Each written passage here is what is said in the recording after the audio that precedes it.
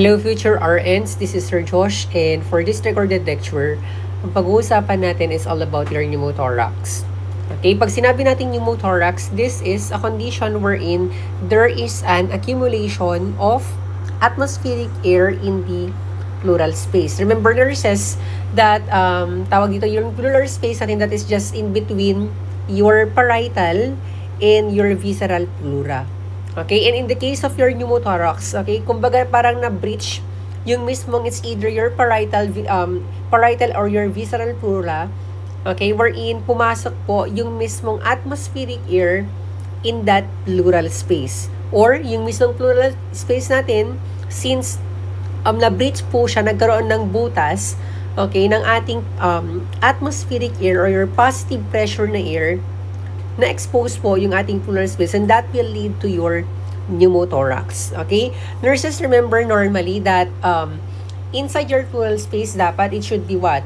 Okay? It should be, sorry, masyadong makapal yung ating wait lang po. Diba, nurses, normally, dapat yung ating pleural space, dapat ay what? Dapat, it should be a negative pressure po dapat ang nandyan, na hangin. Okay? Or yung tinatawag natin na sub-atmospheric. Okay, it should be negative air pressure or it should be sub-atmospheric. Bakit kailangan po ng negative pressure inside our lungs or in your pleural space? It's because, nurses, remember, it will help to maintain what? It will help to maintain your lung to inflate, or it helps to maintain lung inflation. Yun po ang reason kung bakit kailangan na negative pressure po yung hangin or yung tinatawag po natin na sub-atmospheric in your pleural space. Okay, but in the case of your pneumothorax, nagkaroon pa ng entry ng atmospheric or positive pressure of air in your pleural space natin. Okay, so in here, meron po tayong iba't ibang types ng ating pneumothorax. Number 1, we have your simple pneumothorax. Next, we have your traumatic pneumothorax. And then lastly, meron din po tayong tinatawag na tension pneumothorax. Okay, magsimula muna tayo with your simple pneumothorax. Nurses, pag sinabing simple pneumothorax, this is also known as your spontaneous. Okay, this is also known as your spontaneous pneumothorax. Okay, tinatawag po natin siyang spontaneous pneumothorax. Wherein in this type of pneumothorax, it is considered as what? It is considered as a closed pneumothorax. Okay? Close po ang type ng pneumothorax nito. Ibig sabihin, there are no any possible entry of your air or any butas para makapasok po yung ating sub-atmospheric or yung mismong atmospheric air or yung mismong positive pressure na natin in your pleural space. Okay? Dahil sabi natin kanina, it is considered closed because there are no open chest wound. Sir, paano rin po, bakit pa rin magkakaroon ng, tawag dito, bakit nagkakaroon pa rin ng pneumothorax kung wala naman pong open chest wound na siyang papasukan ng ating air? It's because, pwede po, pag ikaw nakasustain ka ng tinatawag natin na blunt trauma, pwede ka pa rin magkaroon ng tinatawag na simple pneumothorax or your spontaneous pneumothorax. Okay, wherein in this situation, your air enters your pleural space due to what? Possible, tinatawag natin na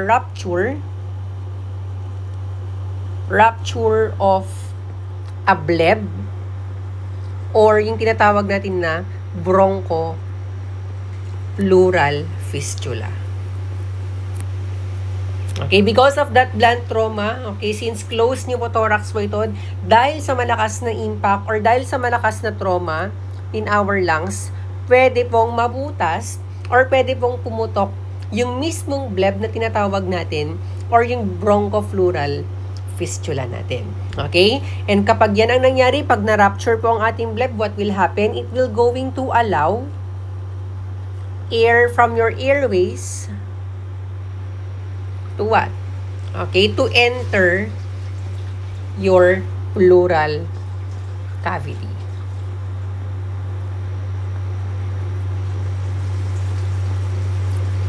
Sir, ang tanong dito, ano ba usually yung mga condition, okay, that could lead to your what? That could lead also to the formation of your bleb. Usually, nurses, sino ba yung mga nagkakaroon ng bleb ng mga respiratory conditions? It's your patients who have severe emphysema. Okay, your patients who have severe emphysema. Okay, so yan pa yung tinatawag natin ng simple pneumothorax that is also known as your spontaneous pneumothorax. Okay, there are no open chest wound. Okay, kaya siya tinatawag na closed one. It's because it is also due to your what? Blunt trauma. Merong impact, although hindi naman yan na-penetrate yung mismong pleural space mo, but that will result to what? That will result to the rupture of your bleb or your bronchopleural fistula because of your what condition with your severe emphysema. That will lead to that will lead that your air from your airway, they're going to enter your pleural cavity. So yan po yung tinatawag natin na simple pneumothorax. Next naman tayo here with your traumatic pneumothorax. From the word self-traumatic, anong ibig sabihin nito, nurses? Ibig sabihin, okay, there is an air, okay, that escapes from the laceration.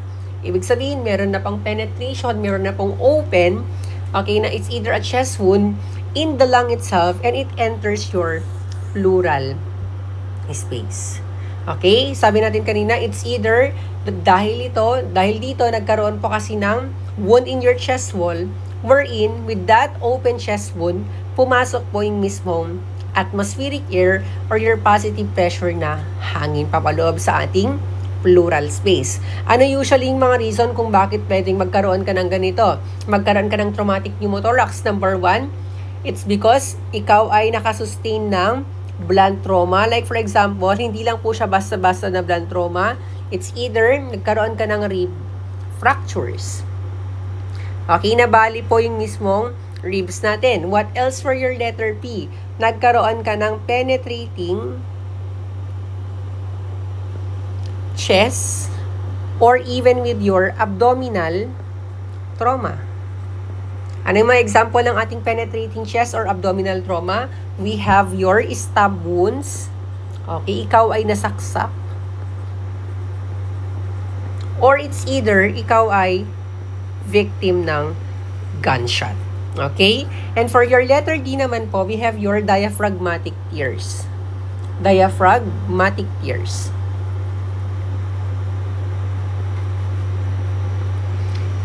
And then lastly, okay, pwedeng due to your what? Due to your invasive procedure.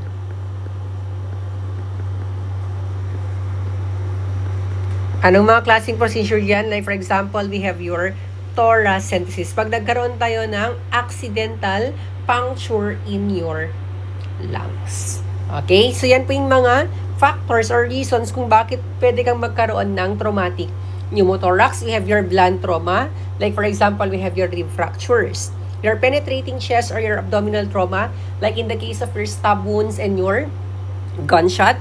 And letter D, nagkaroon ka ng diaphragmatic tears, wherein remember nurses that your diaphragm, that is responsible primarily also with your breathing and respiration.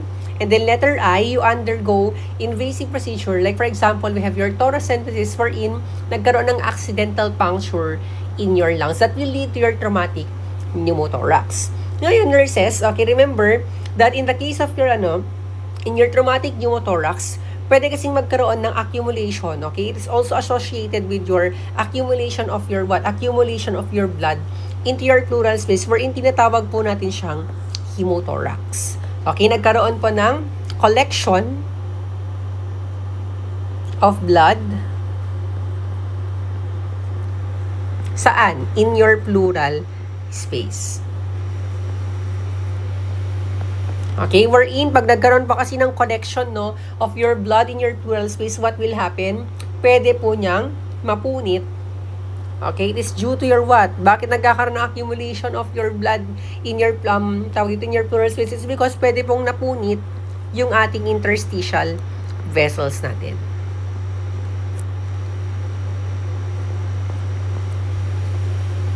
And pag napunit po yung ating interstitial vessels, that will lead to what? That will lead to laceration of your great vessels that is situated in your lungs as well as with your lung laceration.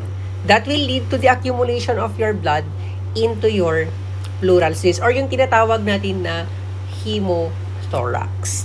Okay, what else, sir? Ano naman pang ibig sabihin ng tinatawag natin na hemopneumothorax? That is just the combination of what? Pag sinabi natin hemopneumothorax, that is just the combination of your air plus your blood in your chest cavity. Okay, that is your hemopneumothorax natin. And usually, this condition, it is very common after what? After a very, after a major trauma that is being sustained by your patient, okay, that will lead to your tinatawag natin na traumatic pneumothorax, okay? And of course, meron din po tayong tinatawag na open pneumothorax. Ano naman po, sir, ang ibig sabihin ng open pneumothorax? Ibig sabihin, pag open, from the word self-open, nagkaroon po ng large wound, okay? Ibig sabihin, masyado pang malaki yung mismong wound na nasustain ng patient natin, wherein it will allow your air to enter with each attempted respiration. So, every time na humihinga yung patient natin, nakakasagap, okay? Or marami pong pumapasok na air with each attempted respiration.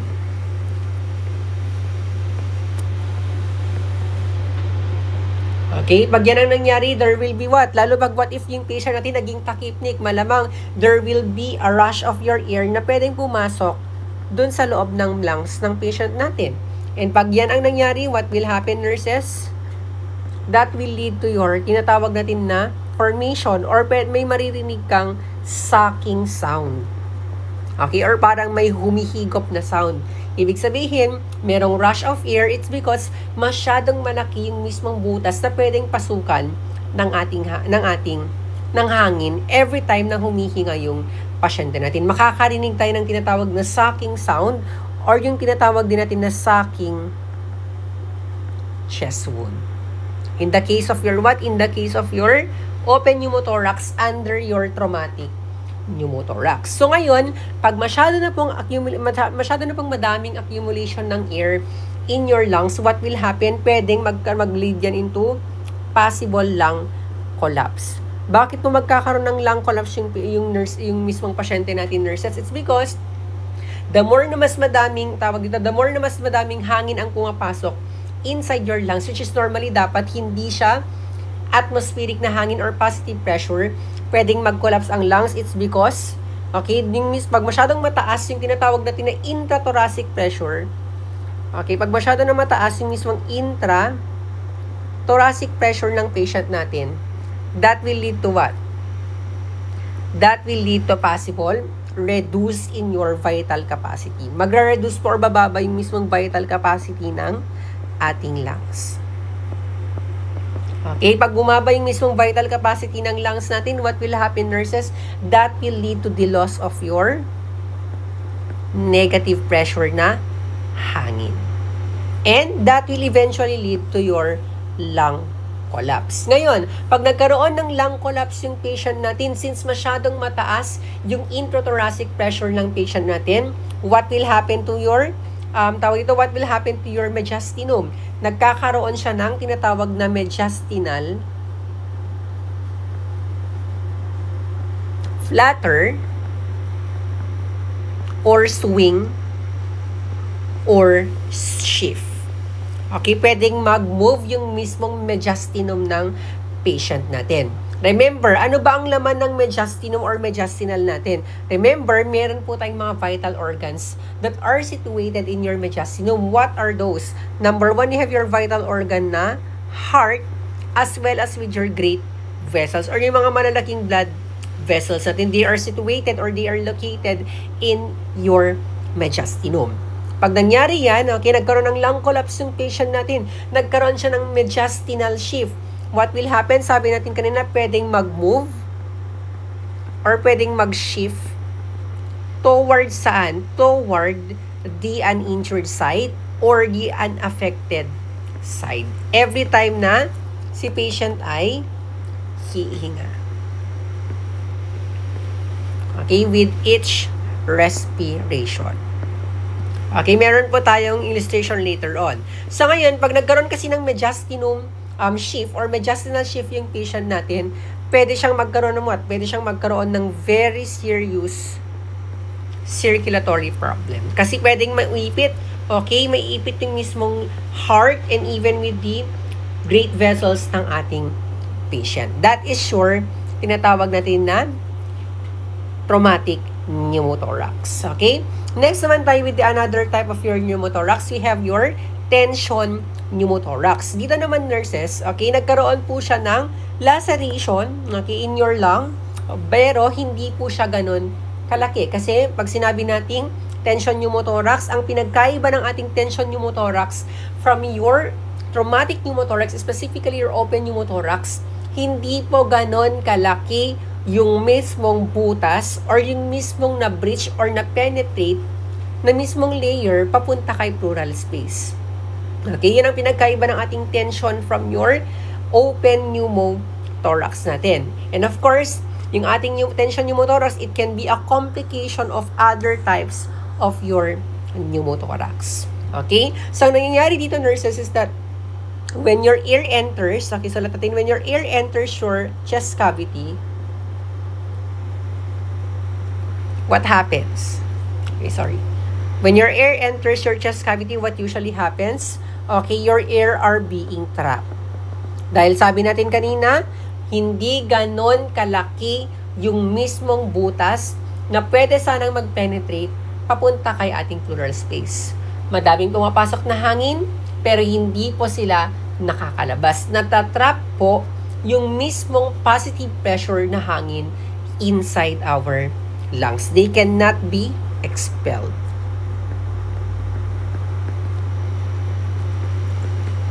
Okay, so yan po yung nangyayari during your tension pneumothorax. Ngayon, pag hindi po natin na-expel yung mismong positive air pressure natin, okay, during your expiration, through your air passages, what will happen? Nakakapag-form po tayo ng tinatawag natin na one-way valve or yung tinatawag natin na ball wave mechanism or ball valve mechanism. Ibig sabihin, pumapasok siya but it doesn't have any way around para makalabas. Kaya siya tinawag na one-way valve every time na humihinga yung pasyente natin. And yet, pag yan ang nangyari, nakapag-form tayo ng one-way valve, what will happen? Malamang tataas po yung mismong tension natin. Okay? Tension is increased or yung mismong positive air pressure natin tumataas po. That will lead to what? That will lead to increase in your intrathoracic pressure. And pag tumaas ang ating intrathoracic pressure, what will happen, nurses? Pwedeng magkaroon ng lung collapse yung pasyente natin. And kapag nagkaroon again siya ng lung collapse, what will happen again? Pwede ba siya ulit magkaroon ng mediastinal shift? Yes na yes. Pwede yung kanyang mediastinum that involves your heart and the great vessel as well as your trachea. What will happen with your heart? With your great vessels as well as your trachea? Pwede po silang mag-shift. Saan? Mag-shift toward the unaffected or uninjured side. Okay, meron po tayong illustration later on dito. Okay, and pag yan ang nangyari, sabi natin kanina, pag nag-shift po, due to that pressure, due to that increase intrathoracic pressure,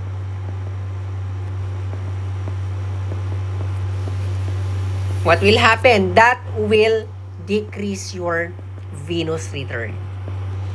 Okay, pag nag-decrease ang venous return ng patient natin papunta kay heart, what will happen again? That will lead to, syempre wala nang enough na blood pabalik, na pupunta pabalik kay heart. That will lead to what? Decrease in your cardiac output and possible impairment of your what? Impairment of your peripheral circulation. That's why ang pinaka-ending, pag ikaw ay nagkaroon ng pneumothorax, pwede kang magkaroon not only a respiratory complication, but also with your circulatory complication. Pwedeng ma-compromise both your respiratory system as well as with your circulatory system. Okay, so yan po yung nangyayari during your tension pneumothorax. Nakapasok ang hangin with your small opening wound in your chest wall.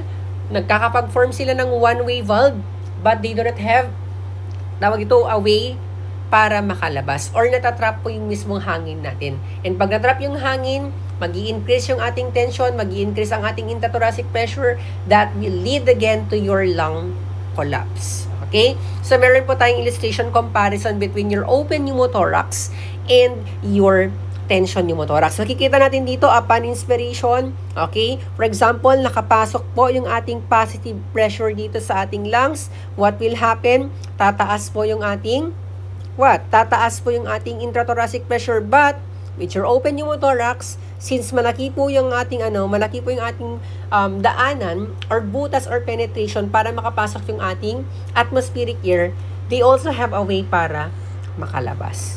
Every time na nagkakaroon ng expiration si patient. How about with your tension pneumothorax? Mas malala po siya. Okay, mapapansin natin dito, konti lang yung butas, pumasok po si ating positive air pressure kay lungs, but wala na po siyang kakayahan na lumabas. Natratrap po yung mismong hangin natin. And pag titignan natin sa illustration, this is your midline. For example, pag titignan mo yung mediastinum ng patient natin, nag-shift po ba or nag-move po ba siya? Yes, nag-move po ba siya? Nag-move siya towards the unaffected side. Wala na po sa midline yung kanyang trachea. Wala na rin po sa midline yung kanyang great vessels, and most specifically your heart. That will lead to possible impairment sa ating tinatawag na venous return or yung mismong blood na babalik kay heart natin. Ngayon, pag sabi natin kanina, pag nag-decrease ang venous return papunta kay heart, that will lead to Nag-decrease din ang cardiac output ng pasyente natin. And pag nag-decrease ang cardiac output ng patient natin, what will happen? Pwedeng magkaroon ng impairment dun sa kanyang peripheral circulation, and that will lead to respiratory and circulatory compromise. Okay, so yan po yung iba't ibang types ng ating pneumothorax. We have your simple pneumothorax. We also have your traumatic pneumothorax, and even with your tension pneumothorax. Okay, so proceed tayo with your clinical manifestation naman po. Okay, wait lang, nurses.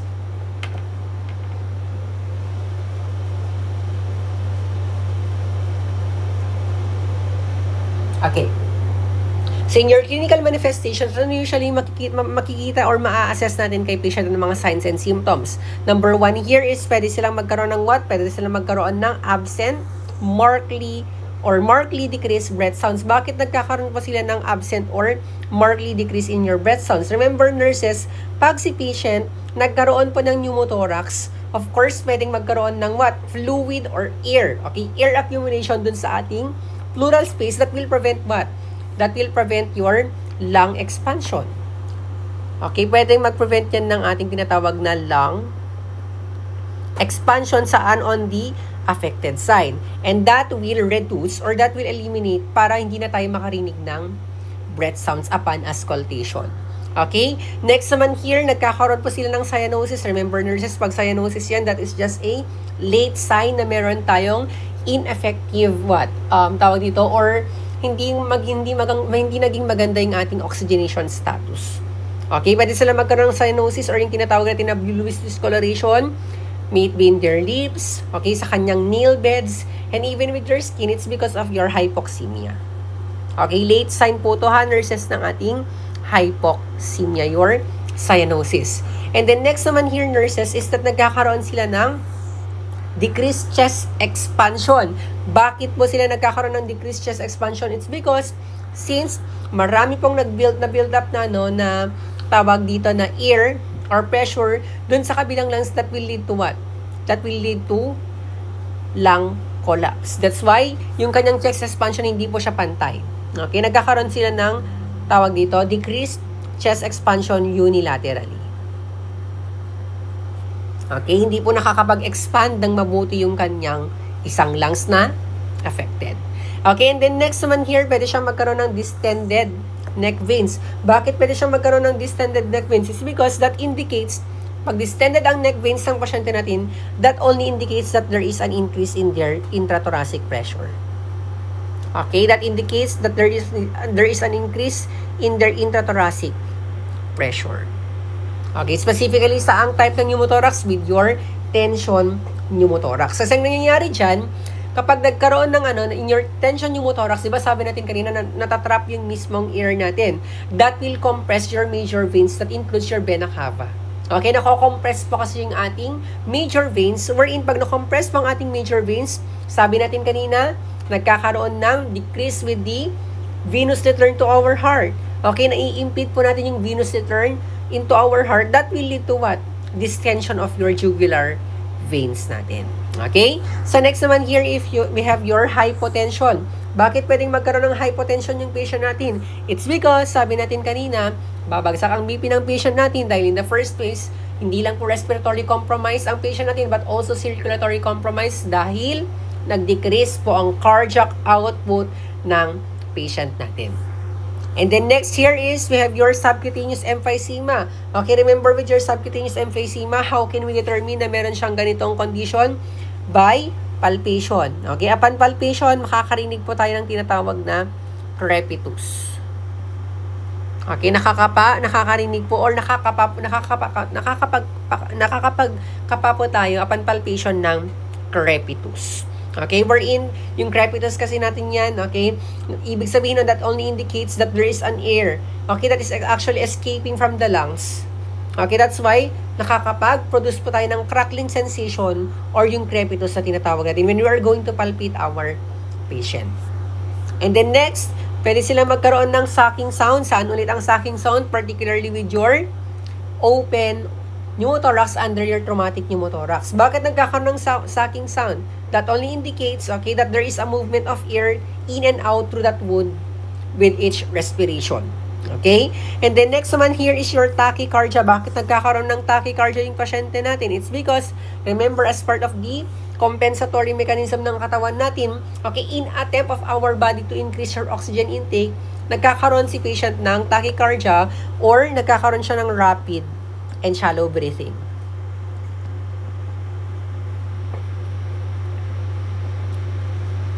Okay? That is in your, that is in your takip niya pala. Okay? That is in your takip niya.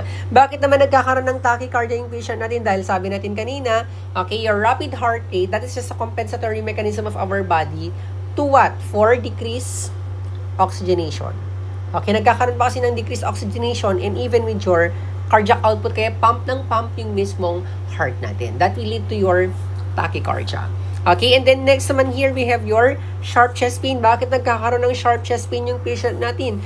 It's because, sabi natin kanina, nagkakaroon kasi ng irritation dun sa mismong ating pleura. Kaya yung mismong sharp chest pain na yan, it is characterized as yung tinatawag natin na pleuritic pain. Nai-irritate po kasi yung mismong pleura natin. Kaya nagkakaroon po siya ng tinatawag na sharp chest pain or your pleuritic pain. And remember, itong pleuritic pain na to, that usually worsens with deep breathing or upon inspiration, mas nag-worsen po yung ating pain.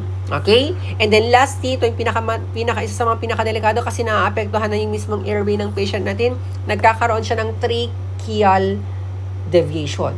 Ano naman ang ibig sabihin ng tracheal deviation, nurses? Ibig sabihin na wala sa midline yung trachea ng patient natin because of the pressure that tawag dito na built up dahil sa ating positive air pressure.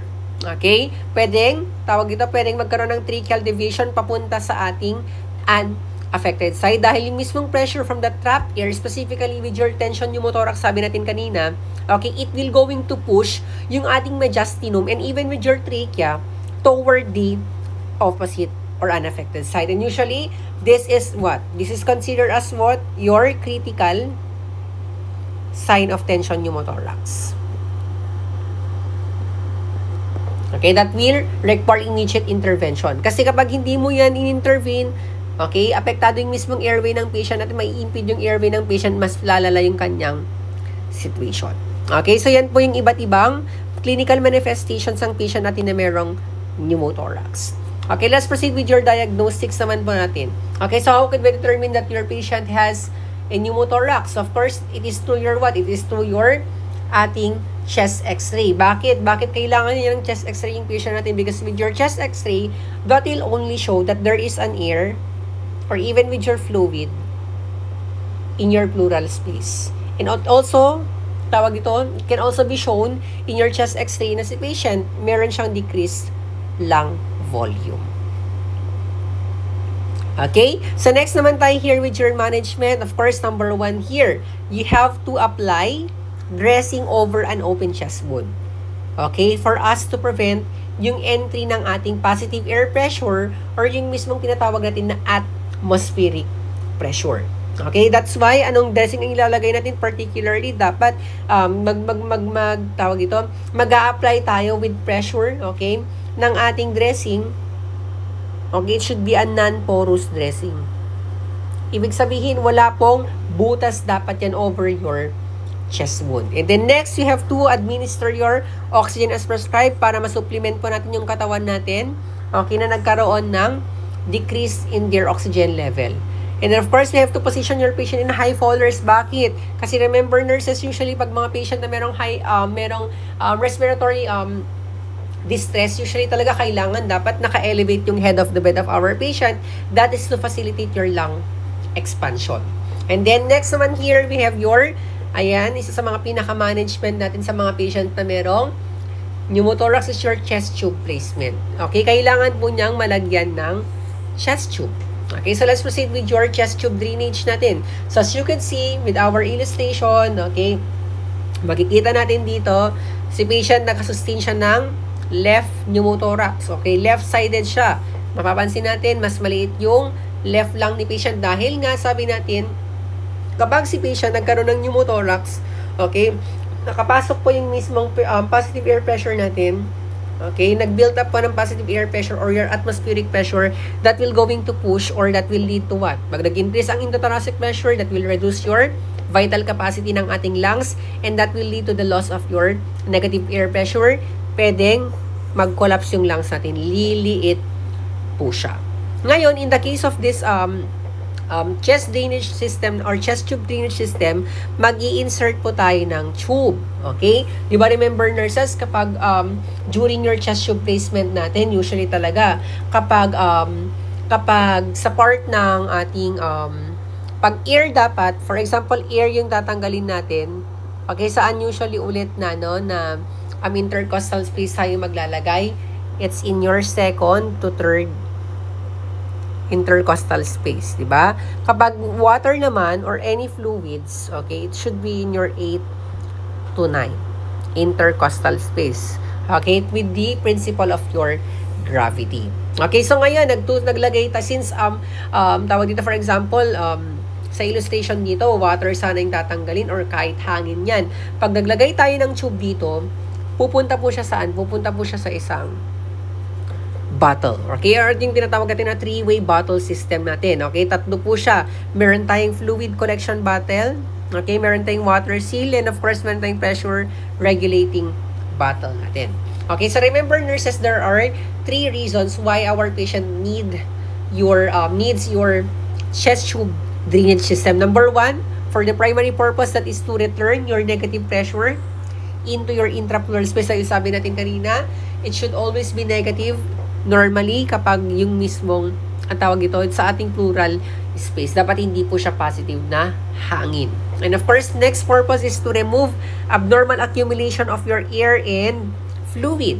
Okay? Para matanggal po natin yun, that could, tawag dito, that could relieve your patient from any respiratory distress. Pag natatanggal po natin yung excess na hangin na nag-accumulate in the intrapleural space of our patient. And of course, that will serve as lungs while healing is going on. Kasi wala pong kakayahan yung ating body para ilabas yung mismong abnormal accumulation of your air and your fluid in the case of your pneumothorax. Okay, meron tayong tatlong principles, of course. It is through your gravity. Okay, that's why mapapansin natin pagdating sa ating tawag dito sa ating chest tube drainage, no? Dapat nakalagay po yan below the chest level of our patient. And of course, through your suction, dahil meron po tayong another bottle here that will going to suck yung mismong hangin or even with your fluid. And of course, we have your water seal. Bakit kailangan ng water seal dito? It's because kailangan ng water seal para hindi na po makabalik. For example, nandito na yung mismong air and then pupunta siya dito sa ating fluid collection bottle. Magka-travel yan papunta sa next bottle. Since water seal ito, ibig sabihin, pag pumunta na po dito yung mismong air natin, hindi na po siya makakalabas. Okay, I mean, pag pumunta na siya dito, yung mismong hangin natin, hindi na po siya makakabalik dun sa pinanggalingan niya na tube. Okay, and then it will be sucked out. Okay, hihigupin na po yan ng next na bottle. Hanggang sa matanggal na po natin lahat ng hangin dun sa ating left side ng lungs natin. Okay, so yan po yung tatlong principles natin. We have your gravity, your suction, and your water seal. Okay? So, discuss natin yung iba't ibang chamber natin. Of course, number 1, we have your collection chamber. Next, we have your water seal chamber. And then, lastly, meron pa tayong tinatawag na suction chamber. Pero baka kasi magulat tayo na usually, sa medical world, like for example, the CBMC, no, one-way bottle lang po yung gamit natin. Okay, kasi nag-assist na rin si Sir. Okay, meron kaming 4 doon na pasyente na merong CTT. Okay? So, meron silang pleural effusion naman yung patient natin and usually fluid naman po yung tinatanggal sa kanila and nakita ko, hindi po siya 3-way bottle system. One-way bottle system. Iisang bote lang po yung mismo nakalagay doon. Okay? And then, of course, pag sinabi natin collection chamber yan, this is the bottle closest to the chest or sa patient natin. Ito yung pinakaunang bottle natin. Okay? Ito po siya. Sa illustration, this one. This is your collection chamber. And then next here, we have your water seal chamber.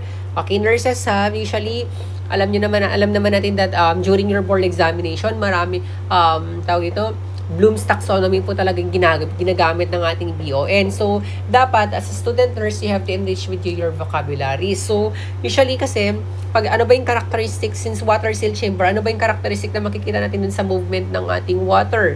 In this second bottle, it should be bubbling, okay?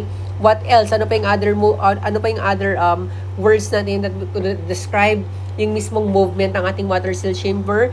Merong fluctuation. Okay, aside from your fluctuation, merong tinatawag natin na oscillation. Okay, yan pa yung iba't ibang terminologies na ginagamit natin to describe your water seal chamber. Meron tayong tinatawag na, lastly, we have your, tidalling. Okay, yan pa yung iba't ibang words na ginagamit nila. We have your, aside sa movement, aside sa bubbling, we have your fluctuation, we have your oscillation, and of course, we have your tidalling. And remember, nurses, usually, mas pronounce po yung ating mas pronounce mo yung mismong movement na yan during your inhalation. Bakit? Bakit mas halata na merong movement ng ating water during inhalation? Dahil, of course, that is due to your what? Lung expand. Okay? Usually, kapag tayo ay nag-inhale, nagkakaroon po ng lung expansion and that will push your air. Kaya makikita natin kapag sa mismong water seal chamber natin, meron po siyang what? Normally, meron siyang intermittent or slight na meron siyang intermittent or slight na bubbling or movement. Dapat intermittent, ibig sabihin, kapag huminga yung pasyente natin upon inhalation, dun lang mas nagiging pronounced yung ating movement. It should be only intermittent. Okay, nagkakaroon ng fluctuation ng ating water, okay, every time na humihinga yung pasyente natin.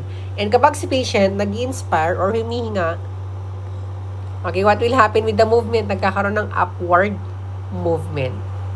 And kapag si patient naman nagkaroon ng expiration or exhalation, what will happen? Nagkakaroon naman ng downward movement. Okay? And, nurses, kapag yung mismong bubbling or movement dun sa ating water seal chamber ay nag-stop, okay, nawala po yung mismong bubbling or movement dun sa ating water seal chamber, what will happen? Remember, nurses, that in the first 3 days, okay, upon connection or upon insertion of your CTT, okay, pag nagkaroon ng stoppage or nawala po yung mismong bubbling movement ng ating water seal chamber, you have to check for what? Okay, you have to check for kink. Okay, you have to check for kinks or even possible obstruction.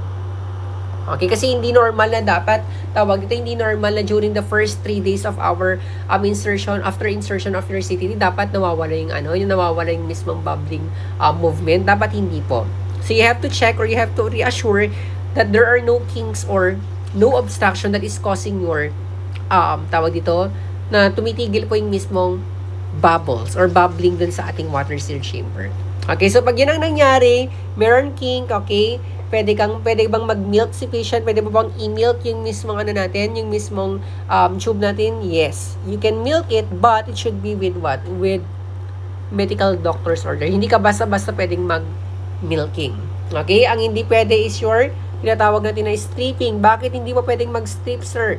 It's because pag in-strip mo yung mismong tube natin, that will lead to your tension pneumothorax.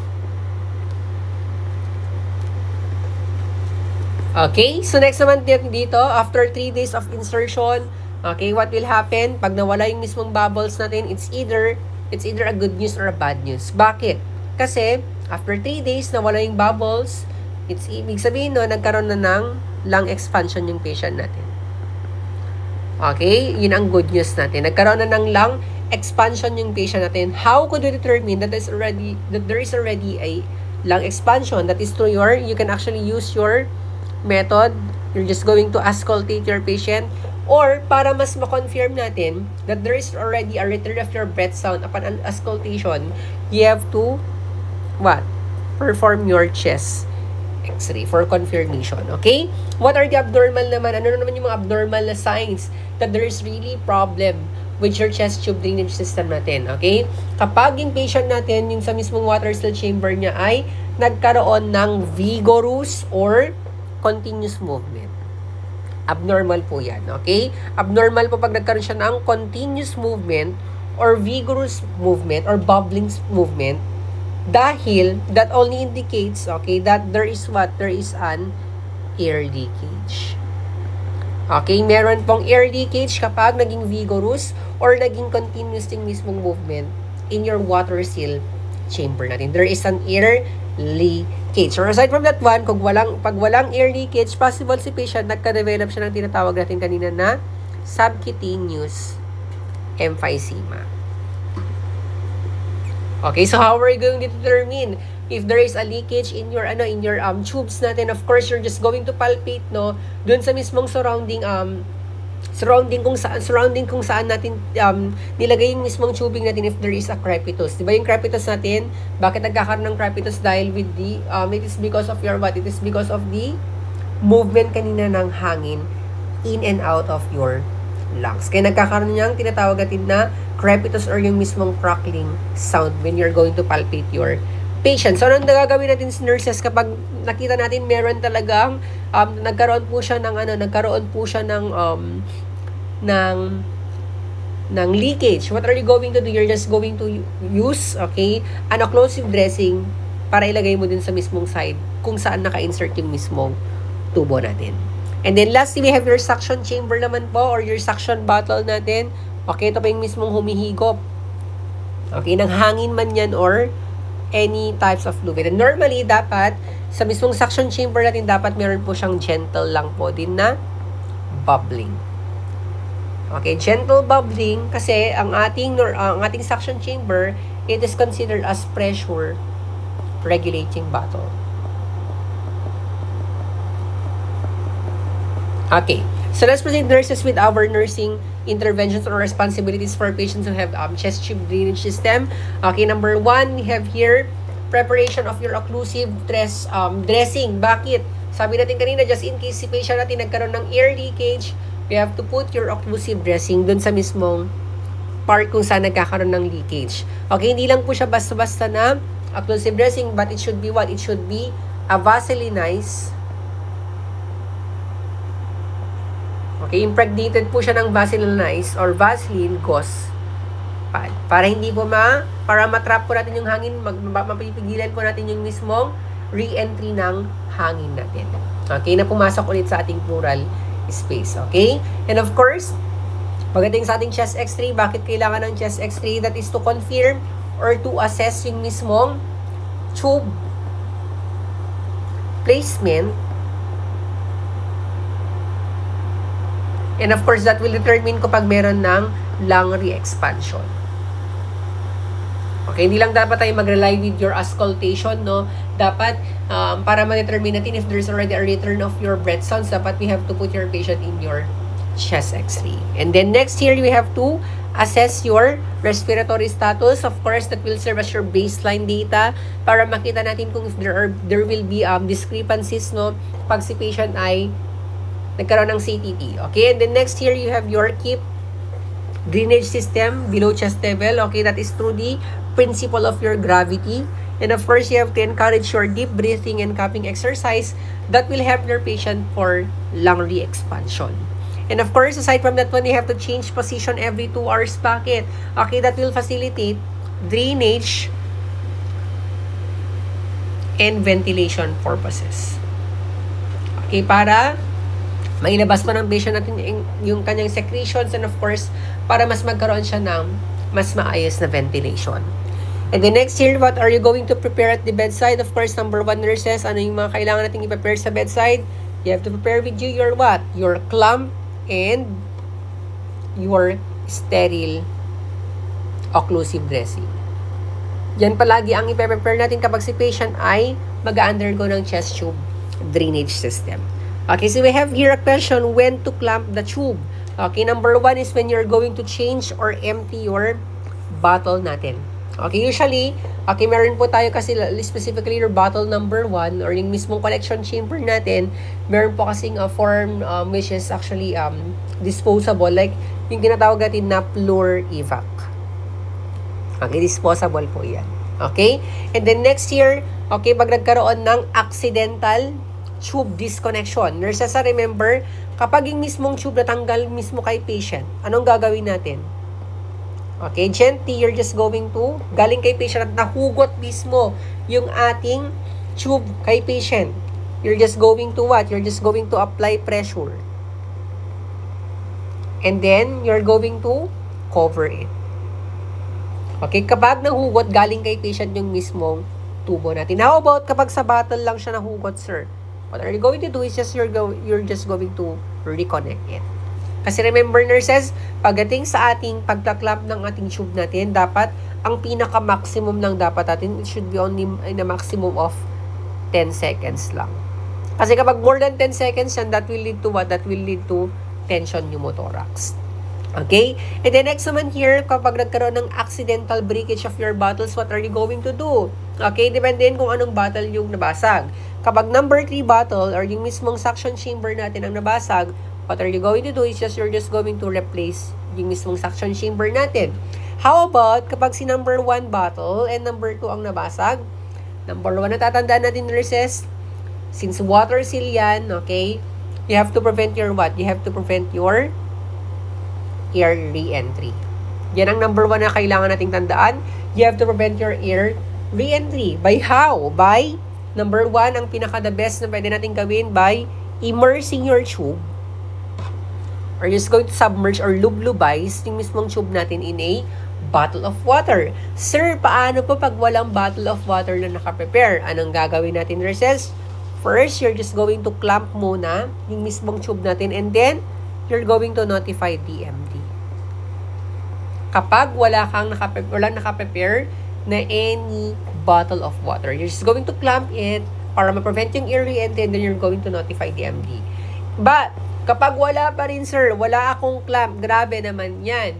Okay, pag wala pa rin clamp na nakaprepare at the bedside, what you're going to do, you're just going to kink yung mismong tubing natin para walang makapasok ulit na air pabalik sa ating lungs. Okay, and of course, kailan din tayo nagka-clamp ng ating tube? It is during your what? Weaning process. Ano bang ibig sabihin ng weaning process natin? You're just going to what? You're just going to hindi na po natin tawag dito, gradually, hindi na po natin sasanayin si patient na nakarely lang with your chest tube drainage system natin. That is your weaning process natin. And of course, hindi ka naman basta-basta pwedeng mag-wean ng pasyente na naka-chest tube drainage system. It should always be with what? With your, dapat merong doctor's order yan. Na si patient for wean na po siya from your chest tube drainage system. And then lastly, okay, remember, nurses, that when you're going to what? When you're going to insert, during insertion, and removal of your tubing, you have to instruct your patient to what? You have to instruct your patient to perform your Valsalva maneuver. Bakit kailangan niya mag-Valsalva maneuver, nurses? That is only to prevent air embolism. Okay, so that's it with our discussion with your pneumothorax natin.